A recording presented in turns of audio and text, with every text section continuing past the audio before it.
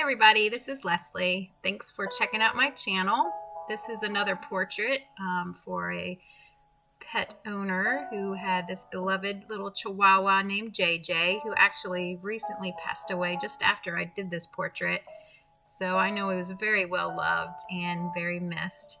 But I wanted to put together this video because it's a white dog mainly, and sometimes that can be tricky in watercolor. I know a lot of people have questions of how to do a white dog on white paper. So if you want to follow along, I'm going to try to explain as we go here of what I do. So as you can see, I got the drawing on the paper through transfer paper because it's the cleanest way. After you sketch it out, you just transfer it over to the paper. And then I start with very light washes of color, warm colors or cool colors. And I always work from light to dark. Usually in watercolor, that is kind of the thing to do, but I typically go very light just to make sure I don't darken too quickly, because it is very hard to get the pigment off the paper once you've started. So I am just laying colors, and I'm looking at the reference photo, trying to see what warm colors I see and what cool colors I see, and mix it with a lot of water so it's very light, and then I just start laying it in. Typically my favorite thing to do is just go in wet right on dry paper, and then I smooth out the edges with just a little bit of a damp brush. I rinse out the brush and then wipe it on a cloth that I have right here next to the water, and so it's a clean brush, and I just smooth out the edges. And you can see a lot of it is, I know it's going really fast here, but you would really fall asleep if you watch this full footage. But I'm trying to just show you the process. And so you can see right there, I just put in some color and then I smooth out the edges. It's over and over again because I'm constantly looking at the edges, soft or hard, and to control that water where that pigment spreads. So I find it easier just to go right in on dry paper and then use my wet brush to control where it goes. So I am still just working on the first layer of this portrait, getting a base color for the whole thing, and I'm trying to follow my drawing to get in some of those darks where I know that they're a little bit darker, but not too dark. As you can see, as soon as it dries, it's very faded color.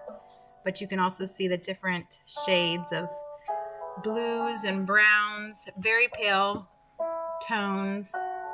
And in his ear was really fun because there's lots of little nooks and crannies to paint, and I very gradually build up that color and the dark tones there to make it look realistic.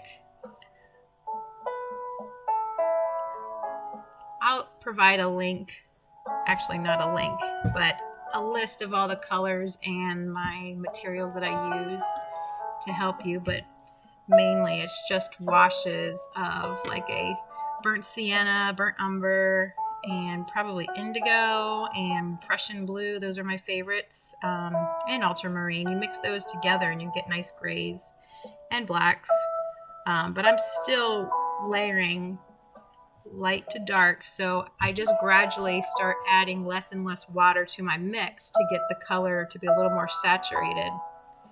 But I focus on all the little shapes and little hairs. So here I'm still using my size 6 round brush, which is probably the largest brush I use for this portrait. So that means I'm still being somewhat loose with my strokes and spreading out my color. I save my smallest brushes for the detail, and now I just switched to my size 2, it looks like. So I'm starting to concentrate my color a little bit more, which means using less water, and trying to focus on the little hairs and more details to really pull out the shape of the nose and make it look realistic.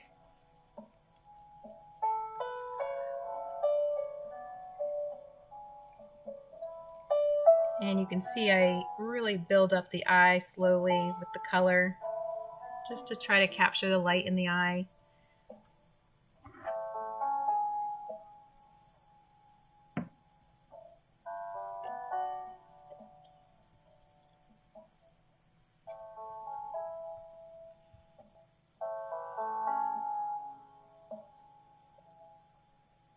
So you can see how pale that little bit of a pink wash that was right there to show his little pink undertone on his neck.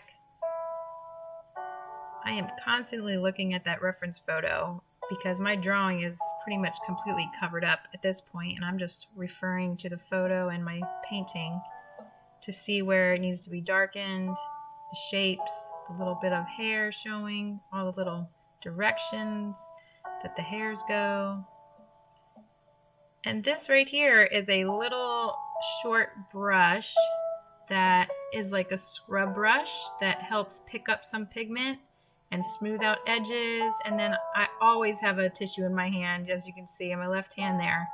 So anytime I scrub a little bit with water, I'll dab it up with that tissue and pick up pigment. I'm on the final stages here with some final details. That's a really thin, I think it's a size 0 round for fine lines, adding a little bit more concentrated darks. And I'm almost to the end of this painting.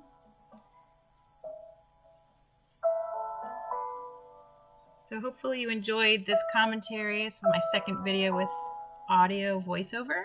So I am enjoying explaining what I do. Hope you do too. Please like and subscribe if you would like to see more. And again, I appreciate all your support. And I hope you all have a great day.